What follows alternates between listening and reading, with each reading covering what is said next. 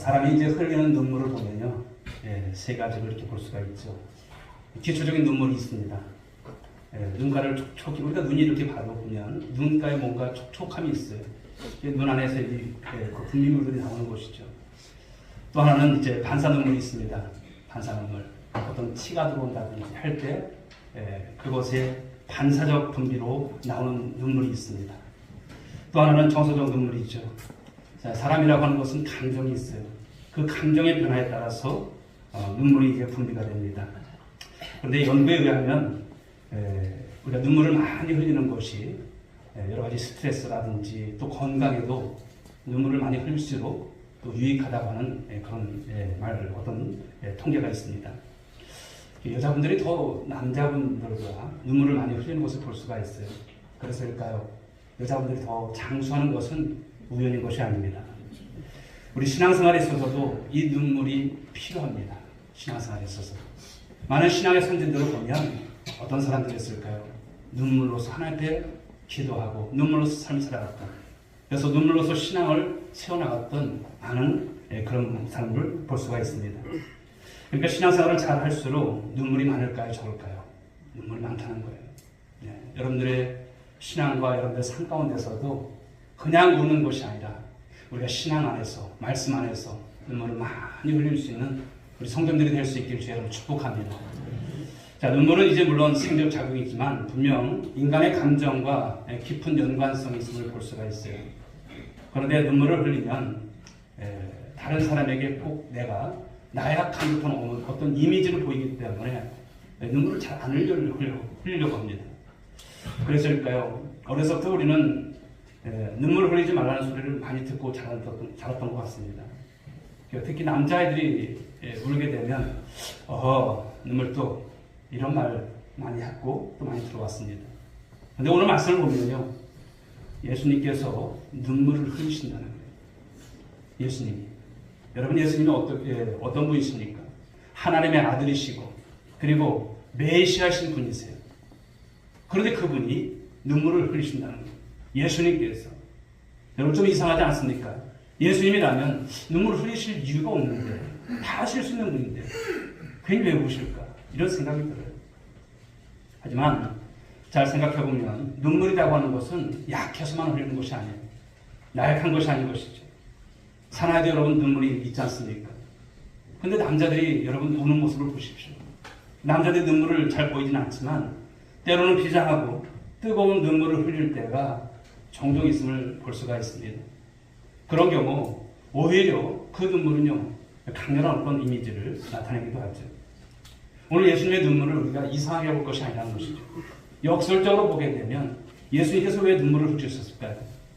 그 강렬한 예수님의 마음이 오늘 그 눈물 속에 우리에게 보여주고 계시다고 하는 것이죠. 그렇다면 사랑하는 여러분, 예수님의 이 눈물, 예수님께서 왜 눈물을 흘리셨을까? 그 이유가 무엇일까? 라고 하는 것입니다. 오늘 말씀을 통해서 함께 살펴보면서 은혜를 함께 나누는 복된 시간 될 수 있기 바랍니다. 자, 성경의 말씀을 보시게 되면요, 예수님께서 우신 것이 오늘 본문을 포함해서 몇 군데 나오냐면 세 군데 나와요. 세 군데. 요한복음 11장 35절에 보시게 되면 나사로의 무덤 앞에서, 이 나사로 죽은 거예요. 그 무덤 앞에서 예수님께서 눈물을 흘리셨어요. 그러니까 평소에 얼마만큼 나사로, 그 가정, 나사로를 사랑했는지를 보여주는 것인데요. 나사로가 죽자 많은 사람들이 애통해하면서 울었어요. 그런데 예수님께서 이제 그 광경을 보시면서 예수님도 그 비통함 속에서 우셨다라고 성경은 말씀하고 있죠. 또 예수님께서 우신 것은 겟세마네 동산에서 우셨습니다. 눈물을 흘리셨어요. 십자가를 지시기 전에 바로 인간적으로 그 고통을 아시는 거예요. 너무나 고통스러운 거예요. 그 순간 하나님 아버지 앞에 여러분 눈물로 통곡하는 예수님의 모습을 볼 수가 있죠. 엘리 나나 살았다니 어찌 하나님 나를 버리시나이까. 자, 이것은 무엇입니까? 우리를 구원하시기 위해서 하나님께로부터 버림을 받는다는 거예요. 여러분, 이런 버림을 여러분 당해보신 적 있습니까? 예수님께서 그 가운데서 우셨다는 거예요. 자, 그리고 오늘 41절 말씀을 보십시오. 읽어주시고, 가까이 오사 성을 보시고 우시며라고 했어요. 예수님의 공생의 마지막 예루살렘 성에 입성하실 때 백성들이 여러분 종려나무 가지를 흔들면서 굉장히 환호했어요. 호산나 찬송하리로다 이러면서 환영을 했습니다. 그런데 이 입성 행렬이 예루살렘 성을 내려다보는 이 감난산 기슭에 여러분 당도하시자 예수님께서 그 가운데서 갑자기 우셨다라는 말씀인 거예요. 갑자기 우셨어요. 자, 오늘 세 가지 이렇게 예수님께서 눈물을 흘리신 기사들 그런 이제 말씀이 있습니다만 저는 이 중에서 가장 비통한 눈물이 한다면 오늘 본문 속에서 흘리신 이 눈물이 예수님의 눈물이 가장 비통하지 않았을까? 네, 그런 추측을 해봅니다. 자, 오늘 41절 이 말씀을 보게 되면 우시다고 하는 말씀, 울다라고 하는 말씀이 나오죠. 단어가 나옵니다. 헬라어로 보게 되면 클라리오입니다. 그런데 이 우는 것은 어떤 뜻이냐면 그냥 운 것이 아니에요. 눈물 찔끔이 아니에요. 어떻게 우신 것이냐면 흐느껴 우는 거예요. 여러분들 흐느껴 울어본 적 그렇다면 왜 예수님께서 이렇게 통곡을 하셨을까요? 예루살렘 입성을 하는 그 도중입니다. 주변에 사람들이 없었어요? 혼자 오셨어요? 아니에요. 제자들도 있었고 수많은 사람들이 그 무리들이 있었어요. 여러분 주위에 사람들이 있으면 울다가도 그치잖아요. 개면 좁잖아요. 이렇게 웃어. 그런데 예수님께서는 상관하지 않았어요. 비통해 하시면서 오늘 우셨다라고 하는 말씀인 거예요. 그만큼 예수님의 마음이 무너지고 있고 그 모습 속에서 얼마나 여러분 참을 수 없는 그런 마음이셨을까 우리가 생각이 되어지는 것입니다. 감난산 기슭을 내려오면서 눈앞에 보였던 모습은 어떤 것일까요? 예루살렘에 쫙 보이는 거예요. 예루살렘이. 그 예루살렘 성의 평화로운 모습이 눈안에 들어왔을 거예요. 예루살렘 성전의 모습은 그 위용을 자랑하면서 황금빛으로 물들고 있었을 것입니다. 게다가 그때가 어느 때냐면 6월절 명절 때예요. 그 명절을 지키러 수많은 사람들이 예루살렘에 지금 모여들고 온통 축제 분위기 속에 있었던 때입니다. 그런데 정작 이 예루살렘 성 안에 살아가는 이 백성들의 그리고 거기에 함께했던 백성들 그들의 영적인 상황은 어땠을까요? 이렇게 마냥 기뻐할 수 있는 그런 상황이었을까요? 하나님의 아들 예수님께서 메시아로 이 땅 가운데 오셨지만 죄와 사망에서 구원하러 오신 바로 그 메시아로서의 주님을 본 것이 아니라 그 주님을 맞이한 것이 아니라 지상의 나라를 세울 어떤 정치적 메시아로 오해하고 예수님을 환영했다라고 하는 것입니다. 그러니 예수님 보시기에 이것이 얼마나 안타깝고 얼마나 한심스럽겠습니까?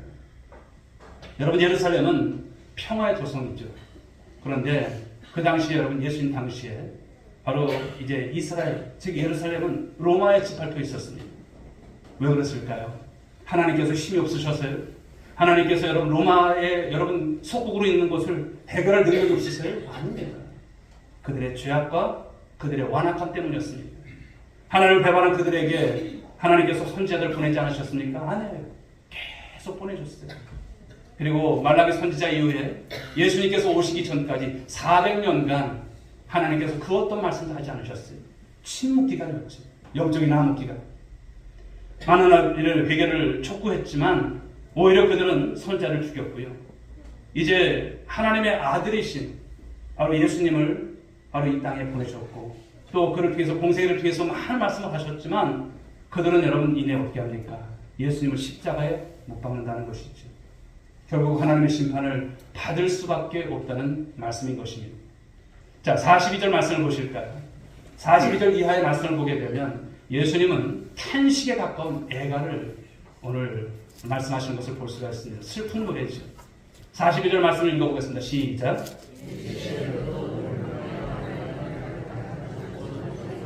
지금 내 눈에 숨겨졌다. 아멘.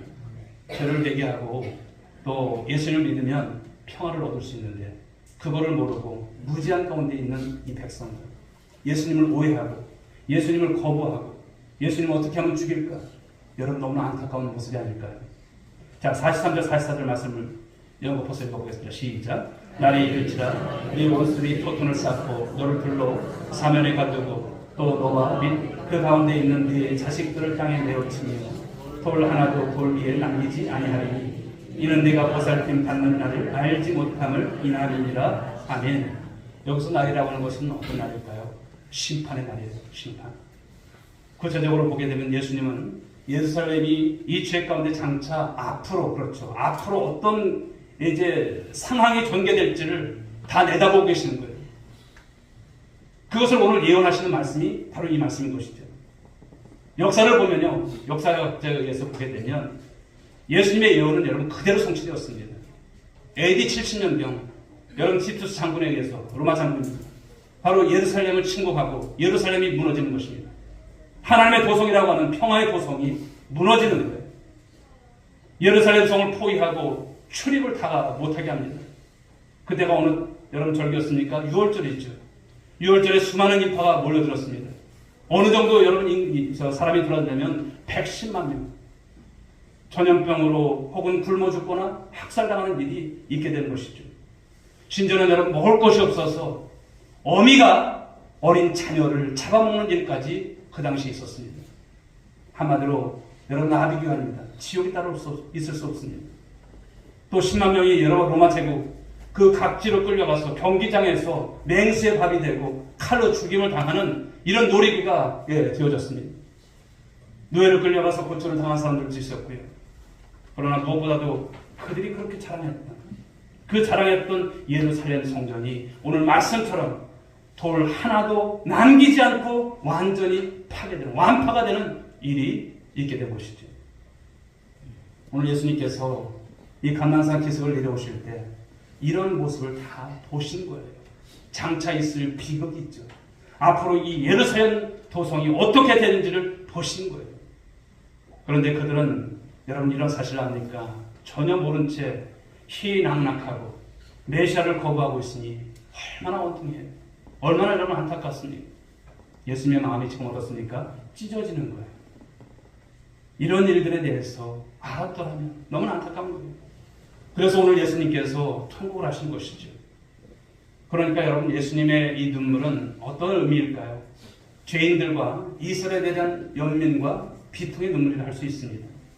그리고 십자가를 지심으로 그들을 구원하시려는 이 각오가 담긴 비장한 눈물.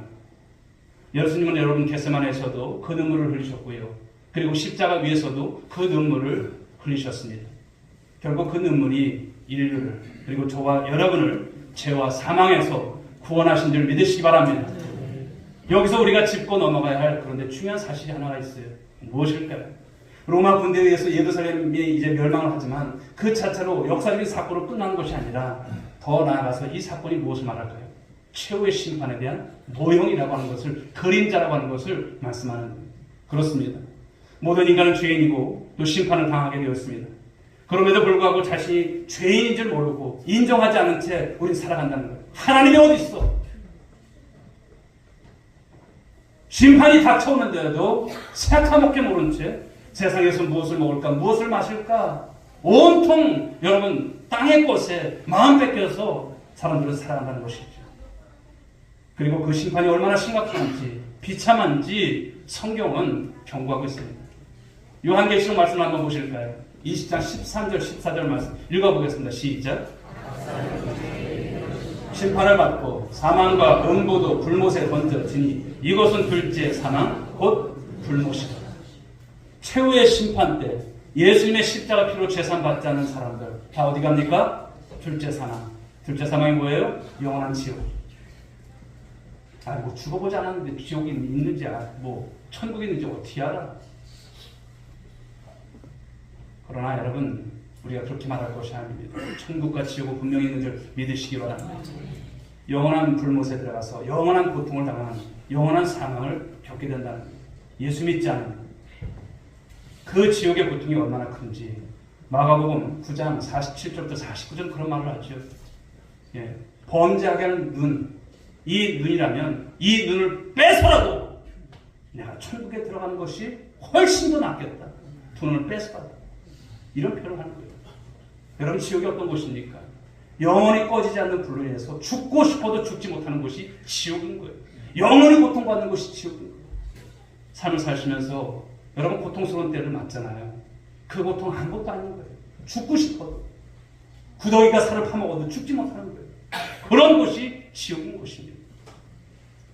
여러분 예수님은 이와 같은 이 지옥의 형벌을 면하게 하시려고 불쌍한 마음을 가지시고 연민의 마음을 가지시고 오늘 눈물을 흘리시는 거예요. 지금은 부활승천하셔서 지금 하나님 보좌 우편에 계신 주님이시죠. 그러나 여전히 지금도 여러분 한 사람이 주께 돌아오기 위해서 지금 지체하고 계시잖아요. 예수님 어떠실까요? 지금도 이 피통의 눈물을 흘리고 계시지 않을까요? 예수님이 이 구원의 길을 열어놓으셨건만 죄 가운데 아무것도 모르고 지옥을 향해 달려가는 그러한 무지한 인간들을 바라보시면서 탄식하고 계실 것입니다. 또한 예수를 믿노라 하면서도 여전히 죄 중에 있는 그러한 하나님의 백성들을 바라보시며 여러분 눈물을 흘리지 않으실까요? 그렇다면 예수님 계속 눈물을 흘리셔야 될까요? 아닌 것이죠. 우리가 이제는 예수님의 눈물을 그치게 할 줄 믿습니다. 할렐루야.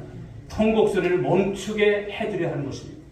그것은 바로 우리가 눈물을 흘림으로써 가능하다고 하는 것이죠. 우리가 무지와 죄악 가운데서 희낙락하면서 살아가는 것이 아니라 이제 우리가 주님 안에서 뜨거운 눈물을 흘리며 예수님의 눈물을 그치고 또 예수님께 기쁨을 드릴 수 있는 우리의 모든 성도들의 삶이 될 수 있기를 간절히 소망합니다. 자, 그렇다면 우리가 흘릴 눈물이 무엇일까를 생각해 봤습니다. 세 가지입니다. 첫째는 회개의 눈물입니다. 무엇이라고요? 회개의 눈물. 우리가 먼저 하나님 앞에 회개의 눈물을 흘려야 합니다. 죄를 회개하고 십자가 대속의 복음을 믿는 것이 너무나 중요합니다. 여러분 그것이 예수님이 통곡했던 이유 아니겠습니까? 예수님께서 여러분 공생의 제1성으로 하신 말씀, 공생애를 시작하시면서 첫 번째 하셨던 말씀이 마가복음 1장 15절인지 한번 보실까요? 읽어보겠습니다. 시작. 이르시되 때가 찼고 하나님의 나라가 가까이 왔으니 회개하고 복음을 믿으라 하시더라. 아멘. 가끔 영화 포스터를 보게 되면 청소년 불가 이렇게 하잖아요. 입장 불가라고 하는 것이죠. 그런데 천국은 어떤 곳일까요? 죄인은 입장 불가입니다. 할렐루야. 예수 믿지 않으면 입장 불가예요. 오직 누구만 들어갑니까? 오직 의인만 들어갑니다. 입장이 가는 거예요. 오직 회개하는 자에게 하나님의 나라에 그 문이 열려져 있는 거예요. 오직 예수 그리스도의 십자가 피를 믿음으로 죄사함을 받은 사람만이 의인이 되고 천국에 들어감을 믿으시기 바랍니다. 할렐루야. 이 사실 분명히 믿으셔야 돼요. 누가복음 15장 10절은 이렇게 말씀하죠. 읽어봅니다. 내가 너에게 이르노니 이와 같이 죄인 한 사람이 회개하면 하나님의 사자들 앞에 기쁨이 됩니다. 죄인 하나, 예수 믿지 않는 한 사람, 그 사람이 회개하고 여러분 예수를 믿게 되면 그러한 사람이 교회에 와서 예수님을 영접하게 되면 어떤 일이 일어날까요? 천국에서 천사들과 함께 더불어 잔치가 열려진다는 거예요. 얼마나 기뻐하시는지. 자, 그런데 예수 믿고 하나님의 자녀가 된 후에도 깨끗한 삶을 살아야 하는데 우리 속에 남아있는 죄성으로 인해서 때로는 우리가 실수하고 때로는 우리가 자주 넘어지고 죄를 져요. 그러면 여러분 입 닦아야 될까요? 아닌 거예요. 그럴 때마다 우리가 해야 할 것이 뭘까요? 나의 죄를 통해 자복해야 할 줄 믿습니다. 그럴 때 주님께서 우리를 용서하세요? 용서하세요. 우리를 깨끗하게 해주십니다. 자, 우리 요엘서 말씀 한번 보실까요? 요엘서 2장 12절 13절 말씀 읽어보겠습니다. 여호와의 말씀에 너희는 이제라도 금식하고 울며 애통하고 마음을 다하여 내게로 돌아오라 하셨나니 너희는 옷을 찢지 말고 마음을 찢고 너희 하나님 여호와께로 돌아올지어다. 그는 은혜로우시며 자비로우시며 노하기를 더디하시며 인애가 크시사 뜻을 돌이켜 재앙을 내리지 아니하시나니. 아멘. 신앙생활 하면서 통의 눈물이 필요한 거예요. 물론 여러분 우리가 눈물이 안 날 수도 있지만 주님 앞에 서보십시오. 눈물이 안 날 수가 없습니다. 예수님께서 왜 죽으셨습니까? 왜 십자가에서 그 여러분 모진 고통을 당하셨습니까? 우리의 죄 때문인 거예요. 죄를 가볍게 여기지 마시라는 거예요. 늘 부족하고 죄를 짓고 살지만 우리가 주님 안에서 통해 자복하는 거예요. 그래서 우리가 실컷 울고 나면 이 죄사함의 은총으로 영혼이 맑아지고 깨끗해짐을 믿으시기 바랍니다. 마치 여러분 비가 온 후에 무지개가 뜨는 것처럼 우리가 주님 앞에서 진정 죄를 뉘우치는 마음속에서 이 회개의 눈물을 흘리고 나면 우리 영혼에 영원한 무지개가 뜨게 되는 것이죠. 그리고 우리 삶에 놀라운 회복이 일어나고요. 치유가 일어나고요. 그리고 축복의 역사가 일어남을 믿으시기 바랍니다. 인도에서 있었던 한 청년의 간증에 근데 이 청년은요 신앙이 있었던 청년이 아니에요. 하나님 없다라고 말하는 청년이었어요. 불신 청년이었죠. 그런데 어느 날 눈병이 걸려요. 병원을 가게 됐죠. 정밀 진찰을 하는데 진찰 이후에 의사가 이제 말을 합니다. 조심스럽게. 당신의 눈 속에 살인적인 병균이 들어갔습니다. 감염이 되어서 내일 당장 두 눈을 적출해야 합니다. 두 눈을 뽑아야 된다는 것이죠. 그러지 않으면 당신의 생명까지 위험할 수 있습니다. 절망입니다. 두 눈을 뽑다니. 막막한 가운데 있는데 그의 친구가 예수 믿는 친구예요. 그 친구가 와서 권면을 합니다. 이제 아무것도 할 수 없습니다. 친구야, 마지막으로 우리 하나님께 함께 기도하자. 함께 기도하자. 그 청년은 여러분 지금껏 하나님 없다 말하고 예수 믿는 친구들에 대해서 비아냥거리던 친구였어요.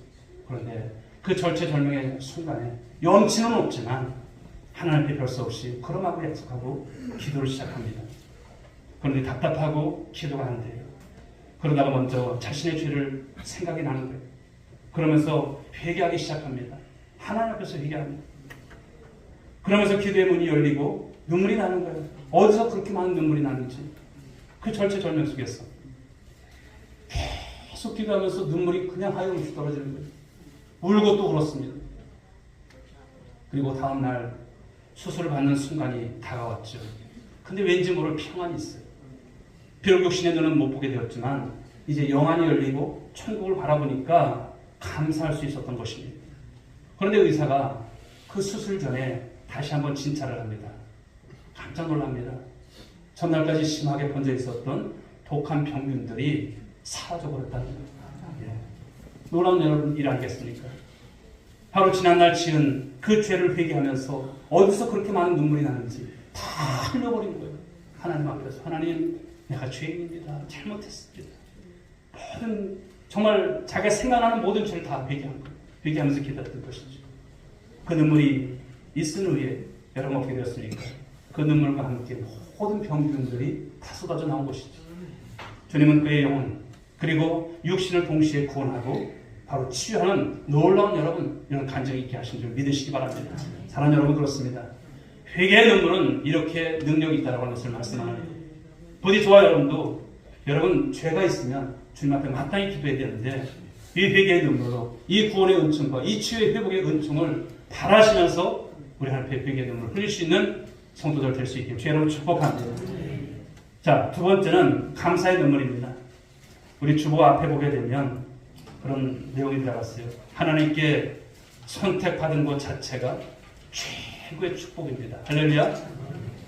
만군의 주 여호와 하나님, 전능하신 하나님이 나를 먼저 가뒀던 나를 택해 주셨다는 것, 나를 예수 믿게 하셨다는 것. 여러분 이것은 축복 중에 축복인 줄 믿으시기 바랍니다. 은혜 중에 은혜인 줄 믿으시기 바랍니다. 지금 여러분들이 이 자리에서 예배 드리는 것 자체가 은혜인 거예요. 주님의 은혜인 거예요. 오고 싶어서 여러분 온 것이 아니잖아요. 하나님의 인도하심이거든요. 생각해보면 너무나 감사한 것이죠. 육신의 생명을 주신 것도 또 영혼을 구원해서 영생을 주신 것도 넉넉하든 넉넉하지 않든 빠듯한 어떤 삶 속에서도 의식주를 공급해 주시는 것도 험한 세상에서 우리를 보호해 주시는 것도 가정을 이루게 하신 것도 그 어느 것 하나하나 보면 내 노력, 내 능력이 아닌 것이죠. 하나님의 은혜인 줄 믿으시기 바랍니다. 그것을 생각하면 할수록 우린 무엇밖에 없습니까? 감사할 것밖에 없는 거예요. 그 감사가 깊어지면 나도 모르게 때로 눈물이 나요. 찬송 한 절을 우리가 부르면서도 눈물이 나요. 어떨 때는 말씀을 보면서도 눈물이 나요. 왜? 감사가 있기 때문에. 그래서 시편 기자는 이렇게 고백을 하죠. 시편 116편 12절 읽어볼까요? 내가 내게 주신 모든 은혜를 내가 무엇으로 여호와께 무엇으로 보답할까? 내게 주신 은혜를 무엇으로 보답할까? 이제는 보답하는 인생으로 우리가 살아가는 삶을 말씀하는 것이죠. 찬송가 143장 아이작 와츠라고 하는 예쁜이 여러분 작사한 찬송입니다. 넘겨주시고 자 1절과 4절을 보게 되면 참 우리의 마음을 감동케 하는 가사죠. 보실까요? 같이 읽어보겠습니다. 시작. 웬 말인가 날 위하여 주 돌아가셨나 이 벌레 같은 날 위해 큰 해 받으셨나. 4절 나 십자가 대할 때에 그 일이 고마워 내 얼굴 감히 못 들고 눈물 흘리도다. 이렇게 가사를 보면서도 여러분 마음에 찡함이 없습니까? 하도 세상에 여러분 대고되어서 여러분 우리는 참 감동이 없는 그런 시대를 살아가는 것 같아요.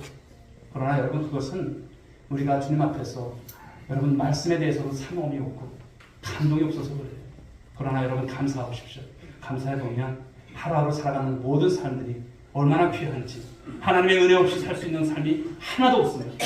내 능력, 내 여러분 조건, 환경이 아니고 하나님께서 이끄신 여러분 그런 놀라운 축복인 줄 믿으시고 늘 감사의 눈물을 주 앞에 흘릴 수 있는 우리 성도님들 될 수 있기를 주님의 이름으로 축복합니다. 자, 세 번째는요, 헌신의 눈물입니다. 우리 인간이 흘릴 수 있는 가장 고상한 눈물이 있다면 그것은 어떤 것일까요? 예수님을 닮은 눈물이에요. 예수님께서 흘리신 그 눈물, 바로 이런 것이죠. 그냥 슬퍼서 우는 것이 아니에요. 그냥 이유 없이 우는 것이 아니에요. 예수님께서 왜 오셨는가를 보셔야 되는 것이죠. 그것은 나를 위한 눈물이 아니라 바로 이웃과 이 민족과 그리고 세계 열방을 향한 눈물이라는 것을 말씀하는 거예요.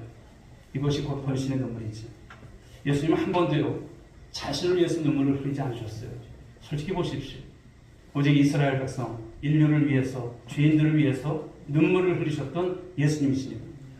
오늘 우리는 나 자신만을 위한 눈물이 아니라 남을 위한 눈물, 그리고 하나님의 나라와 의를 위한 눈물을 흘리는 저와 여러분들 될 수 있길 바랍니다.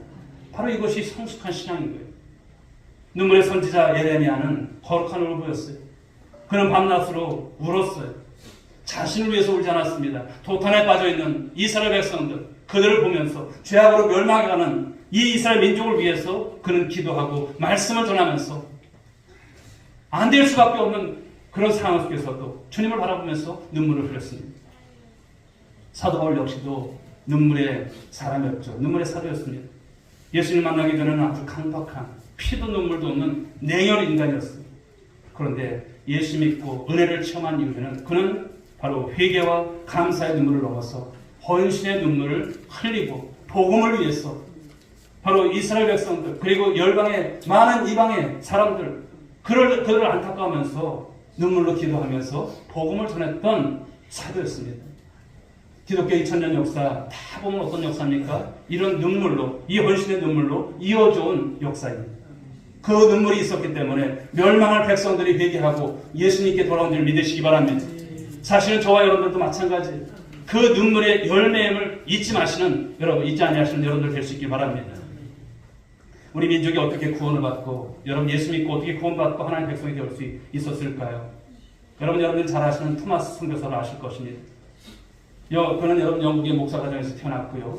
24살에 목사 안수를 받고 중국 상해로 파송을 받게 됩니다. 얼마 되지 않아 아내 캐롤라인이 죽어요. 며칠간 타지로 출장 갔다 오니 임신 중이었던 바로 아내가 선열이 낭장 가운데 숨져 있었고 그리고 아이도 죽었어요.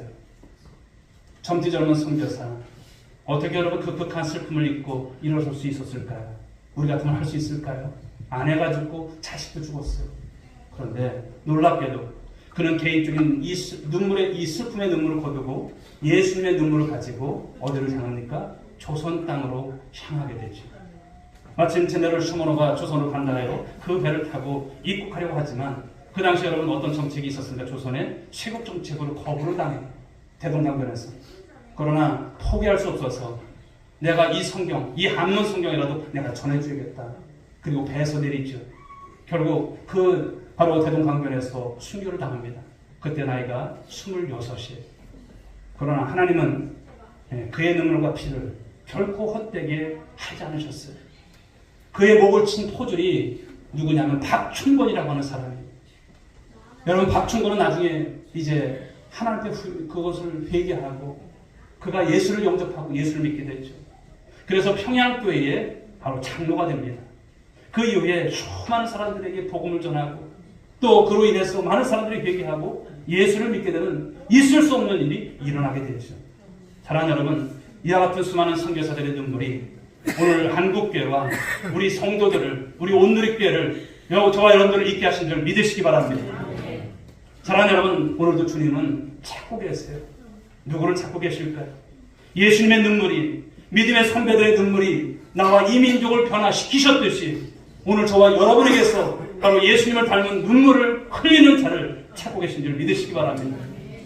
우리가 눈물로 기도하고 눈물로 십자가 복음을 전하면 주님께서 이 땅을 고쳐주실 줄 믿으시기 바랍니다. 그리고 많은 눈물의 열매를 허락해 주실 거예요. 사랑하는 여러분, 죄로 가득한 이 세상을 위해서, 그리고 안타까운 이 나라, 자유 대한민국을 위해서 이 안타까운 현실을 보면서 여러분, 우리는 눈물로 주님 앞에 기대할 줄 믿습니다. 그리고 여러분의 가족을 위해서, 여러분의 이웃을 위해서, 아직도 주 앞에 돌아오지 못하고 방황하고 멸망의 길로 가는 수많은 백성들, 천국이 어디 있어? 하나님이 어디 있어? 아닌 거예요. 몰라서 그러는 거예요. 여러분들이 보이는 것만 보고 지금 살아왔습니까? 보이지 않는 세계가 존재하지 않을까요? 존재하는 거예요. 그러므로 저와 여러분들은 많은 영혼들에게, 많은 영혼들이 주님 앞으로 돌아올 수 있도록 이 눈물로서 복음을 증거하는 여러분 모두가 될 수 있길 여러분 축복합니다. 말씀을 했습니다. 우리가 아무것도 할 수 없을지라도 무엇을 흘릴 수 있습니까? 눈물을 흘릴 수 있습니다. 남자가 무슨 눈물이야? 이게 아니에요. 회개의 눈물이 있고, 또 주님 안에서 우리가 감사의 눈물이 있고, 우리가 주님처럼 흘리셨던 그 눈물, 자신을 위한 눈물이 아니잖아요. 이타적인 눈물이잖아요. 그 헌신의 눈물을 통해서 여러분의 가족이, 여러분의 이웃이, 또 여러분 이 민족이 이제 다시 주님 안에서 회복되어지고 통합을 이루고 나아가는 거예요. 지금 나라가 나라입니까? 탄핵이 됐으니까 즐거워해야 됩니까? 아닌 거예요. 한 주간 여러분 참 마음이 아파요. 무겁고. 교회가 여러분 교회다운 역할을 해야 할 줄 믿습니다. 누가 잘한 것도 없고 잘못한 것도 없고 다 엉망이에요 지금. 이 나라의 민족을 살릴 길은 예수 믿는 자들이 눈물을 흘리셔야 되고, 또 그거를 통해서 하나님이 회복하시는 나라. 그렇죠? 지금 여러분 전 세계적으로 대한민국 같은 나라가 있어야 되는 거예요. 그렇죠? 복음을 전하는 나라. 왜 하나님께서 1천만의 성도를 남기시고 왜 이를 감당하실까 생각을 해봅니다. 그런데 여러분, 우리가 너무나 우리도 보면 세상 사람들처럼 비슷하게 되어졌어요. 눈물이 없는 그런 모습이 되어졌습니다. 여러분, 주님 앞에서 우리가 이제 흘려야 될 눈물이 무엇인지를 아시고 그 눈물을 통해서 회복의 역사를 이어가는 우리 교회가 되시고 여러분 한 분 한 분이 될 수 있기를 주님의 이름으로 축복합니다.